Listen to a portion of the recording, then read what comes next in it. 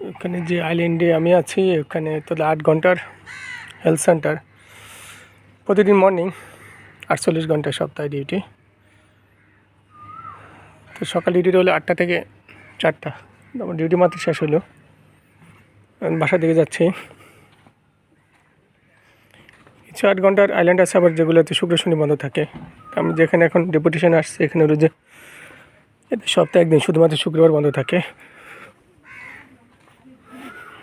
তো এটা আমি আগে যে বলছিলাম আসলে এই আইল্যান্ডটা খুবই লোক সংখ্যা কম।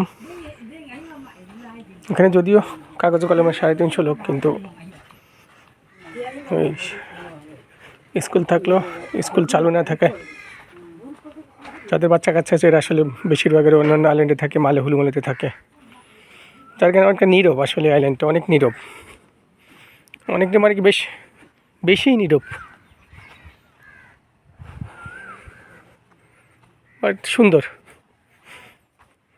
তো মালদ্বীপে আইল্যান্ডে যে থাকার বিষয়টা আর কি, সেটা অ্যাটল হোক অথবা রিজিওনাল হসপিটাল হোক অথবা হলো যে আইল্যান্ড হেলথ সেন্টার হোক,